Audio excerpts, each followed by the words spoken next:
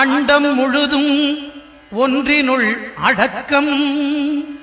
அதுவே ஆனைமுகமெனும் ஓங்கார விளக்கம். சுழலும் கோள்கள் அவன் சொல் கேட்கும். அவனை தொழுதால் போதும் நல்லதே நடக்கும். ஆனைமுகனை தொழுதால் நவக்கிரகங்களும் மகிழும். நல்லதே நடக்கும், நல்லதே நடக்கும்.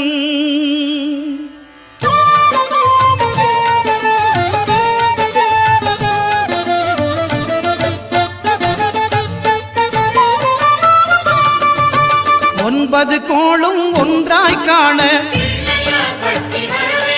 அங்கு கற்பகம் என்னும் கடவுளின் மெய்யில். ஒன்பது கோளும் ஒன்றாய் காண அங்கு கற்பகம் என்னும் கடவுளின் மெய்யில்.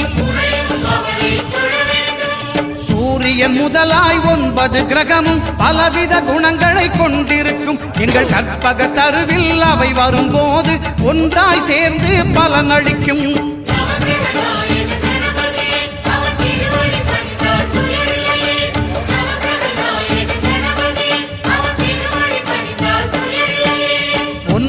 கோளும் ஒன்றாய் காண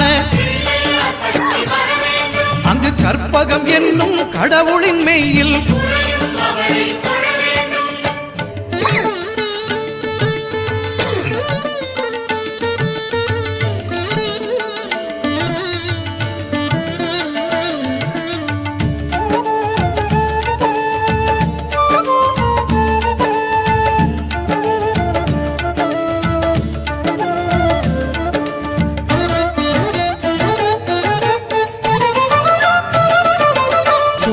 பகவான் ஒளிமுகம் காண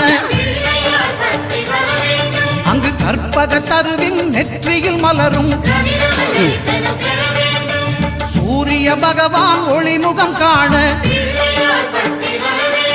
அங்கு கற்பக தருவின் நெற்றியில் மலரும். இருளை விலக்கி உலகை எழுப்பும் ஞாயிறு அங்கே குடியிருப்பான். அவன் ஆனை முகத்தனின் அடியவர் மனத்தில் ஒளியாய் வந்து கொலுவிருப்பான்.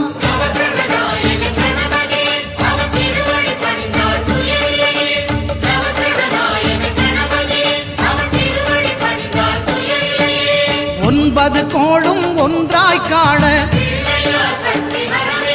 அங்கு கற்பகம் என்னும் கடவுளின் மெய்யில்.